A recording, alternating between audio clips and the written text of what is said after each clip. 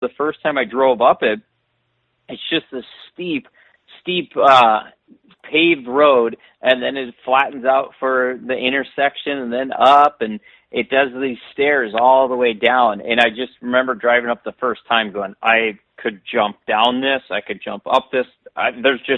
There's some sort of jump here we have to do. And, you know, we were fortunate enough to be able to do it in this video. And we just propped up a ramp and you know, kind of was able to jump all the way over the intersection where the cross street went. And it was really a neat experience to be able to do that, which it was awesome being able to jump down it. The thing that wasn't awesome was landing on asphalt from about 30 feet up. Well, that was what I was firm landing, to say the least. That was going to be one of my questions, dude. I mean, that's like, I mean, even with hard packed snow, there's a give, you know, and I've had a sled on asphalt, you know, a few times, just, you know, mainly it's transitioning from one trail to another, things like that. Like, it's not really pleasant to have a sled on asphalt, and like, to just be dropping out of the sky like you did, like, that's one, abusive on the body, but that's really abusive on the sled, man. That hadn't been a very pleasant feeling. Oh, it was so brutal. You know, I tell people, because I've had enough really hard landings, that there's a really key sign of a hard landing is when the front end bounces off the ground. When it hits and it slaps and the skis come off, that's when you know it's a hard landing. And that asphalt one, you can see it. I don't know if you can see it in the video, but you can literally, the skis come back off the ground from bottoming out so hard.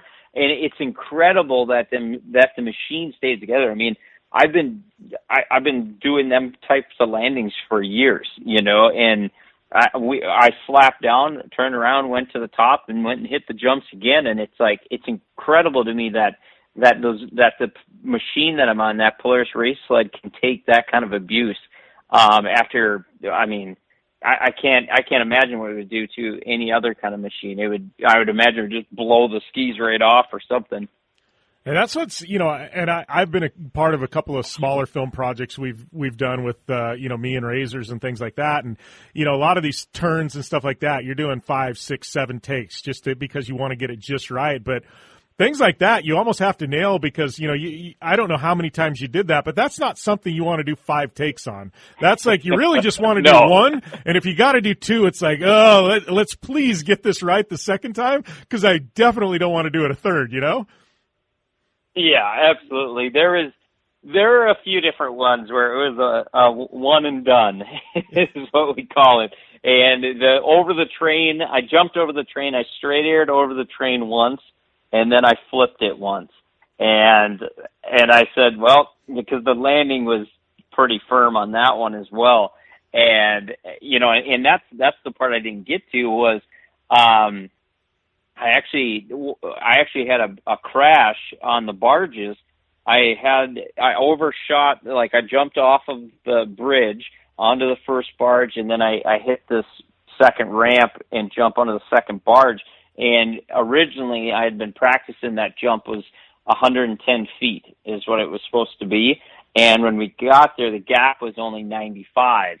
And the issue is trying to get the barges to stay in place and everything with the current and whatnot. So the barges ended up being 95 feet apart. And I said, well, I'll figure it out. So I go and I hit the jump. I ended up overshooting it, and I ended up going, you know, where the 110 landing would have been. I probably went about 130, so I would have been good at a 110-foot gap. But with the 95-footer, I landed perfectly flat. And what happened was I had a carbureted sled. I had a couple-year-old race sled that I was using, and the thumb throttle, the cable to the thumb throttle unhooked from the throttle, and I didn't have any throttle. And typically what we do is we'll silicone that in case you have a hard landing like that, because we've had that happen in snowcross. And what happens is the slide actually in the carb, it bounces from the hard landing and it pushes the cable out and literally unhooks it. So I land and then I line up. I'm like, okay, I'm going to go for the next jump. And the thing, I had no throttle. So I had to abort. I hit the skids, threw it sideways, and then, kind of tried to jump off the sled in hopes to stay on the barge. But by that time I was already up to the ramp, so I jumped off, and I literally bounced off of the ramp and fell 12 feet down to the broken ice below. And in the process, I broke my ribs and got a hip pointer and sprained my wrist. And this was on the third day of 8 in filming. So, back to when I was doing the train flip, the one and done, I literally was so beat up from, the broken ribs and the hip pointer and everything. It kind of made a lot of the second half of our shoot more one and dones just to kind of get me through it. And we've got a whole lot more with this interview when we return right here to the General Tire Down and Dirty Radio Show, powered by Polaris RZR. Whether you're looking for a tire that balances high performance responsiveness and traction in wet and light snow conditions, excellent handling and traction in wet and dry conditions, or a summer performance tire designed with the driving enthusiast in mind, General Tire has you covered. From the all-new G-Max RS to the Grabber ATX, no matter what you drive, General Tire will get you where you're going. Learn more at GeneralTire.com. General Tire, cruising with the Down and Dirty Radio Show since 2012. Looking to have some fun on four wheels? Dirtfish Rally School has you covered. Packing as much adrenaline and adventure as you can handle into high-performance all-wheel drive and rear-wheel drive Subaru rally cars is where the fun begins at Dirtfish. Just 30 minutes outside of Seattle in Snoqualmie, you'll get a chance to train up to 3 full days with some of the country's best instructors and be put through the high-octane rush of rally on mud, dirt, and tarmac. Get started today and call 425-888-7715 or visit us online at dirtfish.com and use code 911 for a 15% discount. You're listening to the Down and Dirty Radio Show, powered by Polaris RZR. All killer and no filler. Welcome back to the General Tire Down and Dirty Radio Show, powered by Polaris RZR. Jim Beaver, Levi LaVallee here. Levi, we're talking about the barge sequence. And honestly, I was looking, when I watched the barge sequence at the end, that was kind of like the capstone to the whole thing where you're jumping between them. And I went, there's so much that's got to go right in there with the timing and the barges and the moving water. It's funny to hear you talk through this thing because I'm watching it going I'm no expert, but I'm looking at this going, there's so much going on here. You know what I mean? To make that sequence happen, that had to have been difficult. The staging of it, the jumping of it, everything in movement. And man, I don't know, Levi, that was probably, I can't say that's the biggest trick I've ever seen you do, but the technical difficulty of making that all happen, man, that was up there with some of probably the craziest stuff you've ever done. It was really a setup that was so scary because you're trying to keep these barges. With the barges they're so heavy, right? So they don't move around a lot, but unfortunately there's heavy current right there under the bridge. And the barges, they have they call them spuds, just big pipes essentially that are on the side of them that they drive down into the ground to keep them from moving.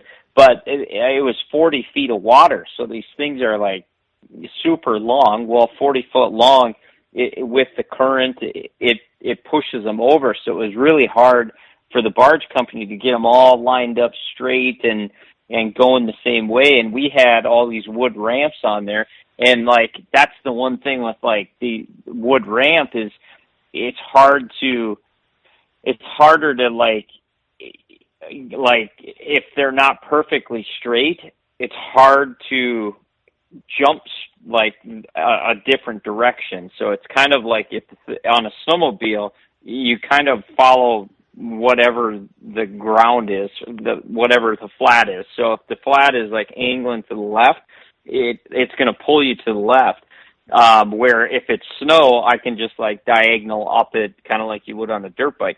Well, one of the issues we had was on that ramp that I overshot.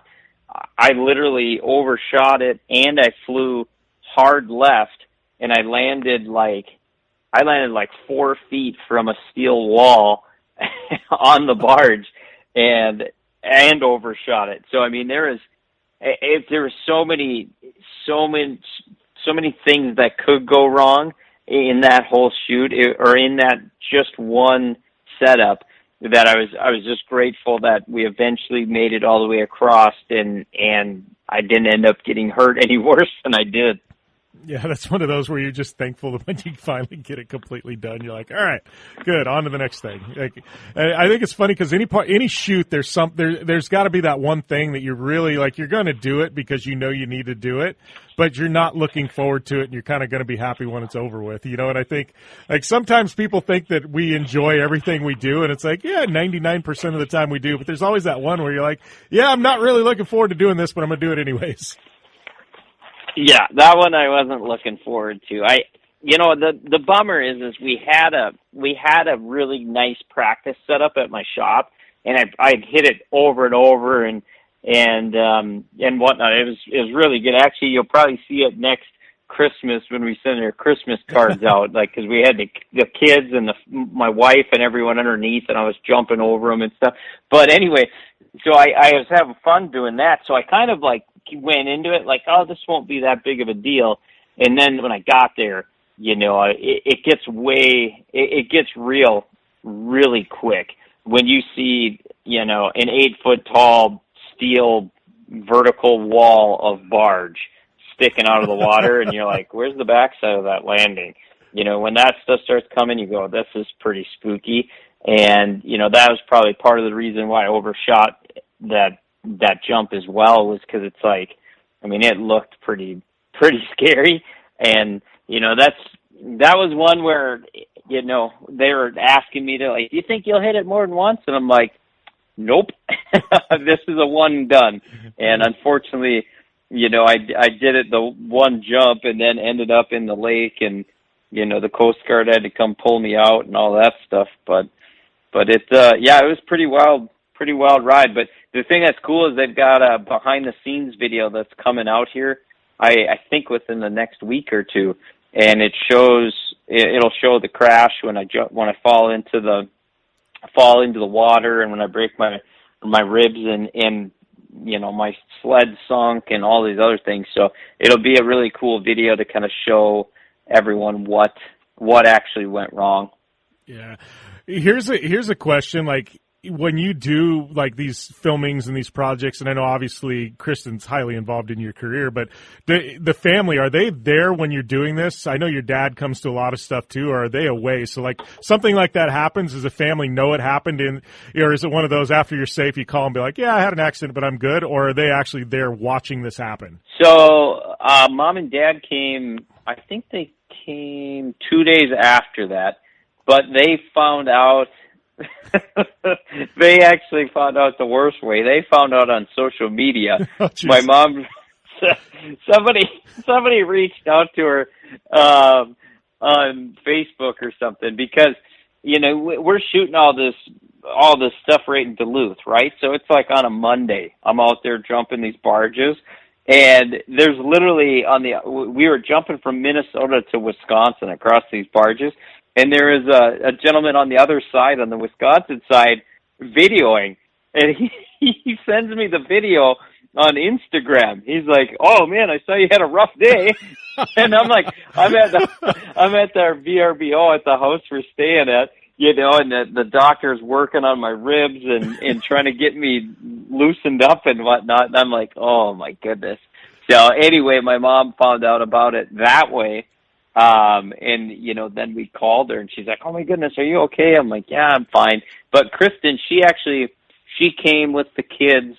And usually when we're doing, you know, any of those kind of scarier ones, like the barge ones, the higher risk ones, a lot of times they'll go off and do something else. Yeah. And, while I do that jump, just so it's not messing with my focus or anything like that. But a lot of the ones that are a little bit more routine features and jumps and stuff, they'll come and join us at the shoot and get to see it all. Awesome. Here's a question, man. Backflips. So I talk with, like, you know, this is a couple years ago and things like that. I was talking with Jolene and things like that. How often, I mean, you've got your compound there, but, like, you know, you backflip and you do it with such ease. And it just, how often do you actually backflip? I mean, I know it's something where you don't ever really forget how to do it, but it's not like you're backflipping on a weekly basis.